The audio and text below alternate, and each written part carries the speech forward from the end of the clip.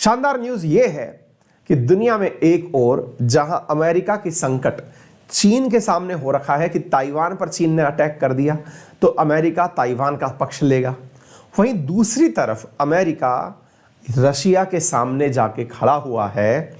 यदि यूक्रेन पर रूस ने आक्रमण कर दिया तो भैया पूरी तरह से नाटो फोर्सेस क्या करेंगी, आज का सेशन इसी बात के ऊपर है। बहुत ही जबरदस्त चर्चाएं हैं, कुछ सुर्खियां हैं जिन्हें आप पहले समझें और समझने के बाद में आप उस विषय की गंभीरता का खुद से अंदाजा लगाएं और फिर इस सेशन को आगे बढ़ाएं। फिलहाल के लिए इतना समझ लीजिए कि अमेरिका और रूस एक दूसरे के आमने सामने आ रखे हैं यूक्रेन को लेकर। कुछ न्यूज देख लो, उसके बाद में हम चर्चा करेंगे। पहले कुछ मैं आपके सामने सुर्खियां दिखा देता हूं। सीएनबीसी न्यूज की खबर है, एक बार जरा इसे पढ़िए। Russian troops mass on Ukraine's border, west worries this isn't like the last time. पहले तो इस लाइन का अर्थ समझ लेते हैं, तब हम इस पे आगे बढ़ेंगे। कितनी बात के अंदर गहराई है थोड़ा समझते हैं, फिर हम आगे बढ़ते हैं। रशिया की ट्रुप का मास, भैया मैं आपको एक नंबर बता देता हूं जिसको कि न्यूज में कवर किया गया है। 90,000 सैनिक इस समय रशिया और यूक्रेन के बॉर्डर पर डटे हुए हैं, रूस की तरफ से चल के आए हैं। नंबर एक बात। वेस्ट बोले तो यूरोप और अमेरिका इस बात से डरे हुए हैं, किस बात से डरे हुए हैं कि ये लास्ट टाइम जैसा ना हो जाए। लास्ट टाइम क्या हुआ था बताता हूं। लास्ट टाइम था सन 2014, जिस समय रशिया ने यूक्रेन के हिस्से क्रीमिया पर आक्रमण किया और उसको कब्जा कर लिया। दोबारा सुनिए, न्यूज को थोड़ा पढ़िए तो फिर हम आगे बढ़ते हैं। न्यूज ये है, रशिया की लगभग 90,000 सेना डटी हुई है यूक्रेन बॉर्डर पर। यूरोप को डर है, क्या डर है कि जैसा 2014 में हुआ था कि यूक्रेन ने इसका क्रीमिया छीन लिया, रूस ने यूक्रेन से उसका क्रीमिया छीन लिया था, कहीं वैसा ना हो जाए। चलिए आगे बढ़ते हैं। इधर देखिए, क्रेमलिन कहा जाता है, जैसे इंडिया में अपन बोलते हैं ना दिल्ली बोलते हैं, दिल्ली की संसद बोलते हैं, ऐसे ही जैसे यूएस के अंदर अपन वॉशिंगटन बोलते हैं, वैसे ही यूएस के अंदर अपन वॉशिंगटन बोलते हैं, वैसे ही क्रेमलिन बोला जाता है रशिया का जहां राष्ट्रपति रहता है, जिस बिल्डिंग में राष्ट्रपति रहता है, जिस जगह पर रहता है मॉस्को में, उस जगह को क्रेमलिन बोला जाता है। ठीक है। Putin to seek guarantee over Ukraine from Biden. अब ये क्या न्यूज है, आज की न्यूज है ये। आज की न्यूज में ये लिखा हुआ है कि जो पुतिन है वो बाइडेन से गारंटी चाहते हैं। किस बात की गारंटी चाहते हैं? बाइडेन से गारंटी चाहते हैं कि यूक्रेन के मामले पर बाइडेन कुछ भी नहीं करेंगे। ये सारी बातें आपको सिखानी है। कौन सी गारंटी चाहते हो? बाइडेन से। यूक्रेन के मामले पर पुतिन बाइडेन से क्या गारंटी चाहते हैं अभी बताएंगे। थोड़ा और न्यूज देख लीजिए। बाइडेन ने रशिया को, व्लादिमीर पुतिन को धमकाया है कि अगर आपने यूक्रेन का इन्वेजन किया तो गंभीर परिणाम भुगतने होंगे। अमेरिका ने रशिया को धमकाया है कि अगर यूक्रेन के साथ कुछ भी किया तो युद्ध हो जाएगा। यूएस रशिया फॉरेन मिनिस्टर्स ने यूक्रेन के अंदर इस टेंशन से मिटने के लिए मुलाकात करी है।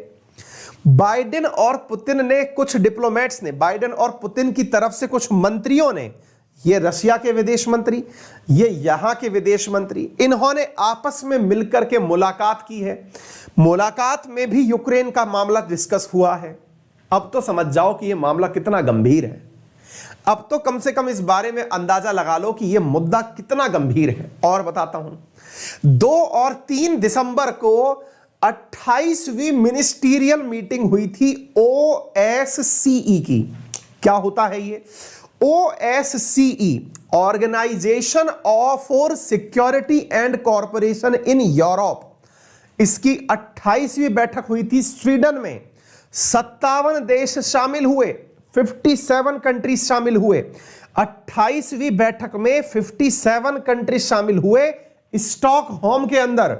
और उस मीटिंग के अंदर भी जिस बात को लेकर चर्चा हुई वो यूक्रेन था। यूक्रेन को लेकर चर्चा यह हुई कि दुनिया का सारा समूह चिंता कर रहा है कि रशिया किसी भी समय यूक्रेन पर अटैक कर सकता है। इस अटैक की तस्वीरें जारी की गई। ये बॉर्डर के ऊपर तस्वीरें हैं, जरा देखिए। रशिया ने 90,000 ट्रुप्स जो हैं वो बॉर्डर पर लगा रखी हैं यूक्रेन के। ये जो आपको चीटे से दिख रही हैं, ये सैटेलाइट से खींची गई तस्वीरें हैं, जिसमें रशिया के खड़े हुए ट्रक और टैंकर्स आपको यहां पर दिखाई पड़ रहे हैं। क्या आपको बात समझ में आ रही है? आप इस बात की गंभीरता को समझ पा रहे हैं कि दुनिया के एक कोने में कितनी गर्मी बढ़ी हुई है। भले ही उत्तर भारत में सर्दी हो, भले ही साइबेरिया में बर्फ हो, लेकिन दुनिया के एक कॉर्नर में गजब ही लेवल का कुछ आतंक मचा हुआ है। आप इस चीज से अंदाजा लगा लीजिए, यह हो रहा है साहब। और तो और अमेरिका की तरफ से जो इनके secretary of state Antony Blinken है, और रूस की तरफ से जो सर्गे लोवरोव हैं, जो रूस के विदेश मंत्री हैं, इन दोनों ने इस बैठक में मुलाकात करी जो स्वीडन के स्टॉकहोम में हुई। दोनों ने एक दूसरे को समझा दिया कि भैया देखो, बात ऐसी है कि मौका पड़ा तो हम लोग युद्ध करेंगे। अब साहब सवाल यह है, रशिया इतना अड़ा हुआ क्यों है और बाइडेन से वो चाहता क्या है? ये सारी बातें आज के सेशन में मैं आपको सिखाता हूं। पहले रशिया बाइडेन से क्या चाहता है, एक लाइन में ये सुन लो। आंसर है, रशिया बाइडेन से चाहता है, बाइडेन बोले तो अमेरिका से चाहता है कि यूक्रेन को नाटो का सदस्य मत बना लेना। दोबारा से सुन लो, बहुत इंपॉर्टेंट बात बता रहा हूं। इन्होंने इनसे साफ साफ कहा कि कुछ भी हो जाए, लेकिन ध्यान रखना कि भैया कुछ भी करके इसको नाटो का सदस्य मत बना लेना। दिक्कत हो जाएगी अगर नाटो का मेंबर बना लिया तो।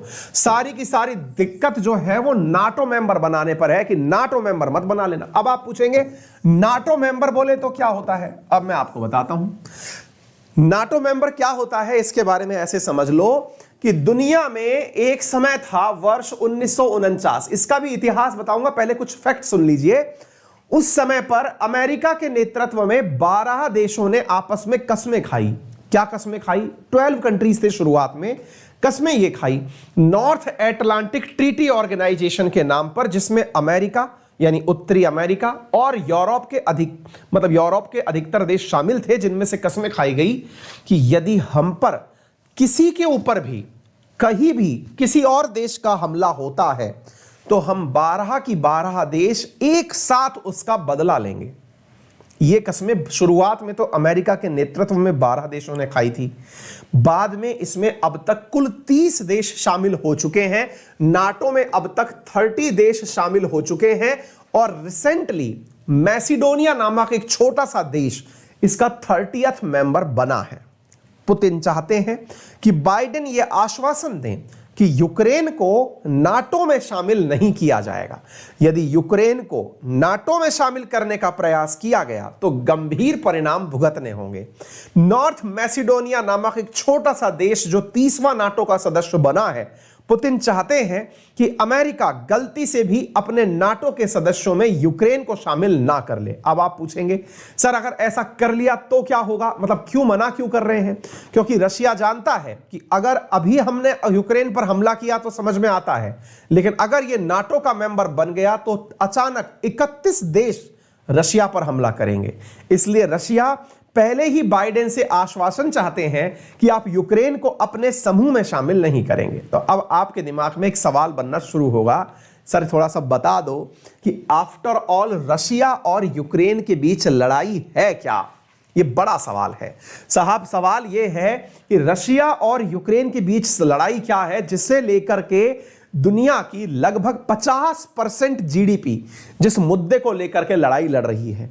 भाई ऑब्वियस सी बात सोच के देखो, 57 देश शामिल हैं जिस कन्फ्लिक्ट में, उस कन्फ्लिक्ट के बारे में आपसे चर्चा की जा रही है। तो समझते हैं कि आफ्टर ऑल ये क्या गणित है। आइए थोड़ा सा आपको बताते हैं। देखो बेटा, बात को थोड़ा सा विस्तार पूर्वक बताने के लिए आपको कुछ बातें याद दिलाते हैं। बातें हैं वर्ल्ड वॉर से जुड़ी हुई, बातें हैं वर्ल्ड वॉर से जुड़ी हुई। समय था 1939 से लेकर के 45 के बीच का।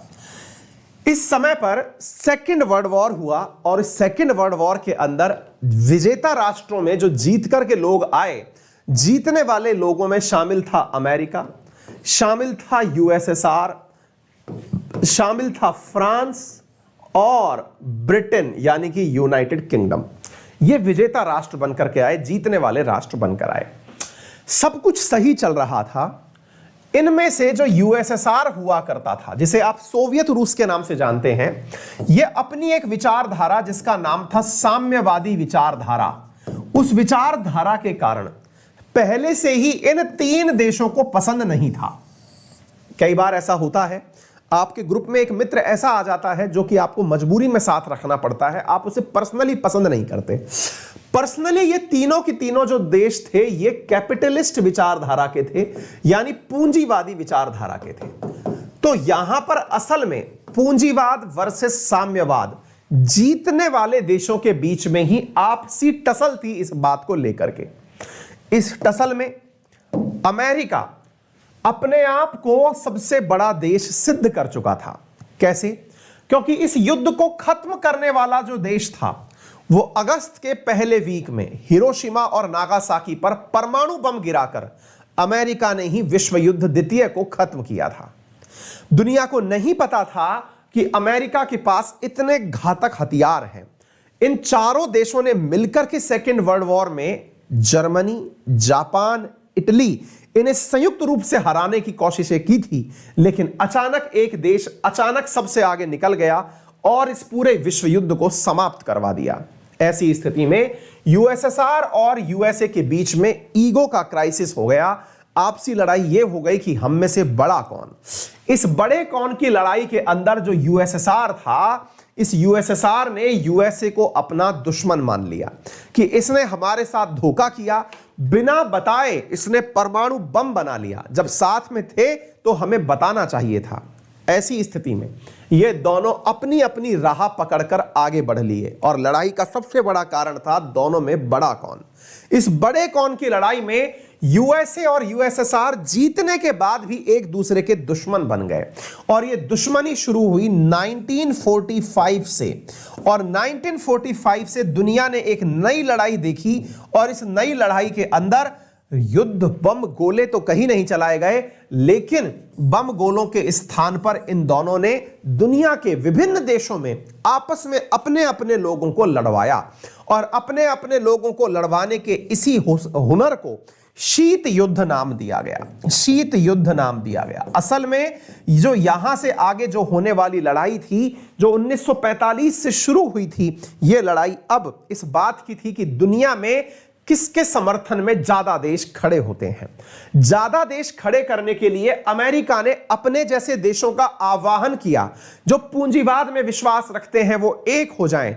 उनकी सुरक्षा की गारंटी मैं देता हूं और सुरक्षा की गारंटी देने के लिए अमेरिका ने एक टर्म का निर्माण किया जिसका नाम था NATO, North Atlantic Treaty Organisation, जिसका निर्माण 1949 में किया गया और यह कस्में खाई गई। ब्रसेल्स में, बेल्जियम में इसका मुख्यालय रखा गया। कस्में खाई गई कि यदि किसी ने भी हमारे चाहने वालों पर हमला किया तो वो अमेरिका पर हमला माना जाएगा। और अमेरिका पर हमले का मतलब है कि परमाणु बम से पीड़ित होने के लिए तैयार हो जाएं। वहीं यूएसएसआर को यह बात समझ नहीं आई और उसने अपने जैसे लोगों को एक साथ इकट्ठा करना शुरू किया और उसने निर्माण किया डब्ल्यूटीओ का। डब्ल्यूटीओ बोले तो वारसा ट्रीटी ऑर्गेनाइजेशन। ये वर्ल्ड ट्रेड ऑर्गेनाइजेशन नहीं है, that is Warsaw Treaty Organisation. एक तरफ नाटो बन गया, एक तरफ डब्ल्यूटीओ बन गया। दोनों देश अपने अपने सुरक्षा के वादे करने लगे, अपने जैसे लोगों को एक साथ एकत्रित करने लगे। आप पूछेंगे भारत इन दोनों में से कहां जाके बैठा? भारत अलग ही नेता बन रहा था। भारत ने अपने नेता बनते हुए एक अलग संगठन का निर्माण कर लिया जिसका नाम था non align movement, that is गुट निरपेक्ष गठबंधन। और भारत ने अपने जैसे तत्कालीन आजाद हुए देश और गरीब देशों को मिलाकर एक अलग संगठन बना लिया जिनका कहना था कि साहब हमारे पास तो लड़ने के लिए पैसे ही नहीं है, हम इसलिए किसी भी ग्रुप में नहीं है। अर्थात ना तो हम मीन में है ना मेघ में है, हम तो बीच में है। अर्थात ना तो हम डब्ल्यूटीओ में है ना ही हम नाटो में है, हम बीच में है। और भारत ने गुट निरपेक्ष आंदोलन की अगुवाई करना शुरू कर दिया। यह युद्ध 1945 से शुरू हुआ और शुरू होकर के 1991 तक चलता रहा। 1991 में जाकर के दुनिया का सबसे बड़ा देश यूएसएसआर अमेरिका के आगे हारने पर मजबूर हुआ। अमेरिका ने यूएसएसआर के 15 टुकड़े करवा दिए। अमेरिका ने यूएसएसआर के अंदर लोगों को इतना भड़का दिया कि बहुत सारे छोटे छोटे देश जैसे एस्टोनिया, लातविया, लिथुआनिया, बेलारूस, ये छोटे छोटे देश, उनमें से एक देश निकल के आया जिसका नाम था यूक्रेन। असल में यूक्रेन समेत कुल 15 देश यूएसएसआर से टूट करके बन गए, अर्थात यूएसएसआर का विघटन हुआ, 15 देशों में हुआ और उन 15 देशों में से एक देश और बना जिसका नाम था यूक्रेन। ये उन 15 में से ही एक देश था। असल में ये यूएसएसआर टूट तो गया और टूटने के बाद जो बड़ा हिस्सा था, ये बड़ा हिस्सा रूस के नाम से जाना गया। आज जिसे आप लोग रूस जानते हैं, असल में वो यूएसएसआर का सबसे बड़ा हिस्सा है। बाकी बहुत सारे छोटे छोटे देश यहां से निकल गए, including Kazakhstan, Turkmenistan, Kyrgyzstan, Kazakhstan, ये सारे के सारे सेंट्रल एशियन कंट्रीज। साथ में यहां पर ये जितने भी देश Ukraine, Estonia, Latvia, Lithuania, Belarus, ये सारे देश इसी से टूट करके निकले। कुल मिलाकर के 15 देशों का निर्माण हुआ और ये 15 देश थे Russia, Estonia, Latvia, Lithuania, Belarus, Ukraine, Maldives, Georgia, Armenia, Azerbaijan, Kazakhstan, Kyrgyzstan, Turkmenistan, Kyrgyzstan और ताजिकिस्तान। साथियों, 15 देशों का निर्माण हो गया, यूएसएसआर का विघटन हो गया। फिर आप पूछेंगे तो फिर आज क्या बवाल है? बवाल यह है कि भैया आज ये रशिया कहता है कि अमेरिका ने तब मुझे तोड़ दिया था, तब मेरे हालात ठीक नहीं थे, लेकिन अब हालात सुधर रहे हैं और सुधरते हुए हालात में मैं चाहता हूं कि जो मुझसे अलग हुए थे उन्हें मैं वापस अपने साथ बुलाऊं। यानी कि पहले 1991 में हम टूट करके 15 देश बने थे, लेकिन अब यूनिफाइड होने का समय आ गया है। जो लोग उस समय भी मेरे साथ रहना चाहते थे उन्हें एक करने का समय आ गया है और हुआ भी यही। रशिया ने वर्ष 1900, ध्यान से सुनिएगा, बहुत इंपॉर्टेंट फैक्ट है जो मैं आपको बताने जा रहा हूं। रशिया ने, मेरे प्यारे साथियों, वर्ष 2014 के अंदर, अरे यह पेन नहीं चल रहा है, रुकिए। रशिया ने वर्ष 2014 के अंदर अपने द्वारा इस यूक्रेन के एक बड़े हिस्से को, जिसका नाम था क्रीमिया, उस पर अधिग्रहण यह कहते हुए कर लिया। क्या कहते हुए? कि क्रीमिया तो मेरा है, क्रीमिया के लोग मेरे हैं, यहां पर बैठे हुए लोग रशियन हैं, वो रशिया को ही चाहते हैं, ऐसी स्थिति में इस जगह पर हमारा अधिकार होगा। और यह कहते हुए क्रीमिया पर हमला कर दिया गया। 2014 में क्रीमिया पर हुए हमले में दुनिया ने G8 संगठन में से रशिया को बाहर निकाल दिया और विरोध के रूप में रशिया के ऊपर बहुत सारे प्रतिबंध लगा दिए गए।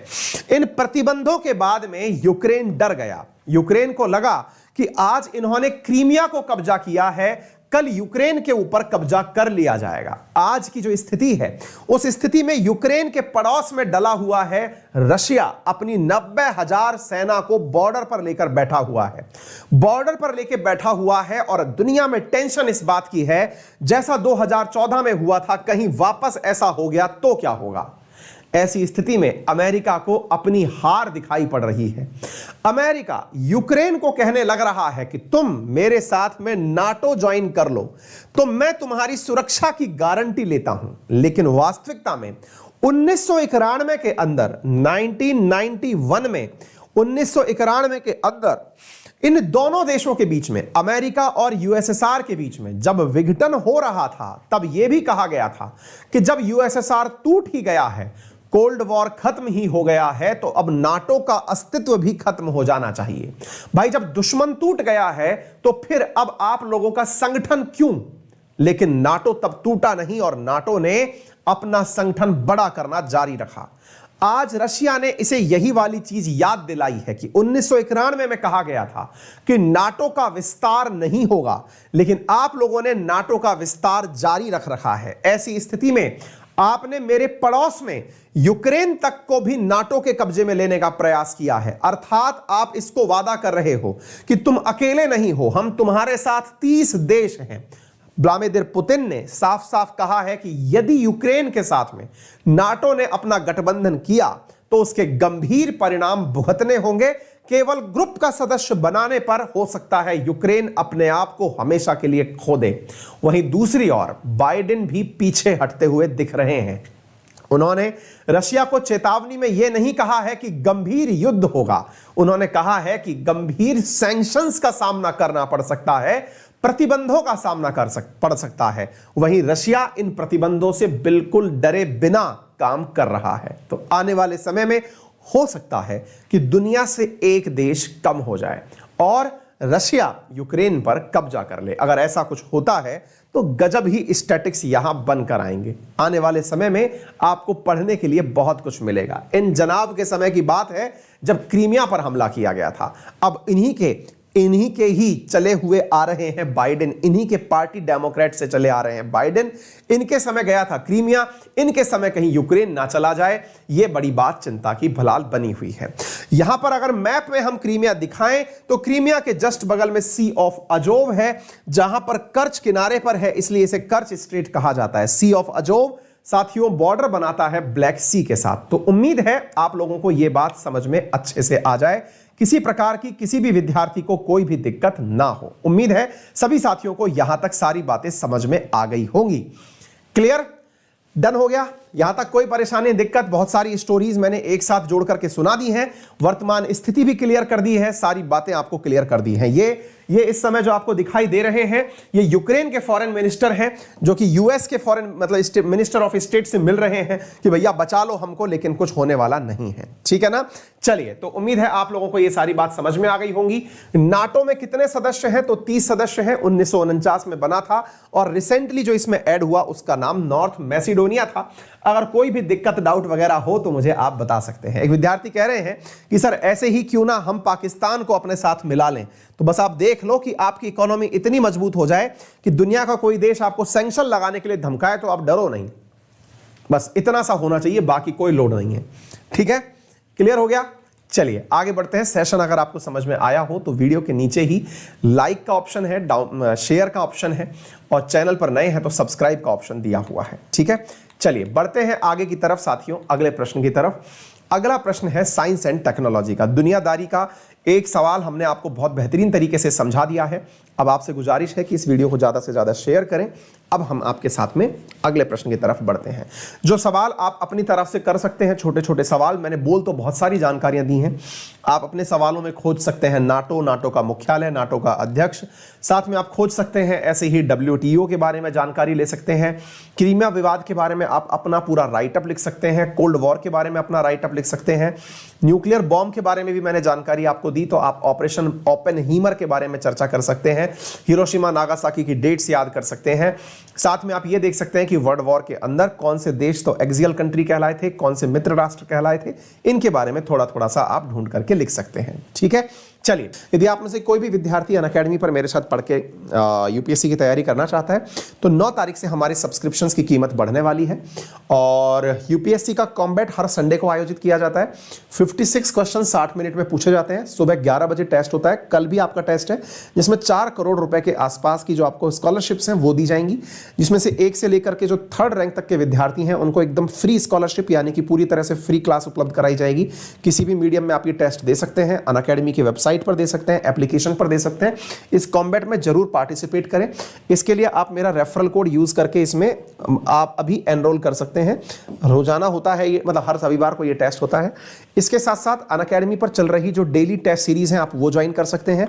आप मेरा रेफरल कोड अंकित 10 यूज करके, जैसे अभियान नाम से एक टेस्ट सीरीज चल रही है, आप उसे ज्वाइन कर सकते हैं। करंट अफेयर की टेस्ट सीरीज चल रही है, फ्री टेस्ट सीरीज है, आप इसे ज्वाइन कर सकते हैं। फ्री टेस्ट सीरीज ये चल रही हैं। आप अनअकैडमी पर अगर पढ़ते हैं और आपको सब्सक्रिप्शन चाहिए तो आपको 0% इंटरेस्ट रेट के साथ में इजी EMI ऑप्शन उपलब्ध है। अप्रूवल इसका 2 घंटे के अंदर हो जाता है। मिनिमम पेपर वर्क के साथ 0% इंटरेस्ट रेट के साथ में आप अनअकैडमी पर अगर चाहें तो सब्सक्रिप्शन परचेज कर सकते हैं। Use my referral code Ankit 10 to avail 10% discount immediately. आप इसके लिए लोन फैसिलिटी का भी उपयोग में ले सकते हैं। हमारे आइकॉनिक प्लान का अगर आप उपयोग करते हैं तो इसमें लाइव मेंटरिंग होती है। मतलब यह है कि आपको टीचर के द्वारा पर्सनल फेस टू फेस देख करके मेंटरिंग की जाती है, स्टडी प्लानर दिया जाता है, प्रॉपर क्वेश्चन आंसर मतलब प्रैक्टिस का भी आपको उपयोग किया जाता है।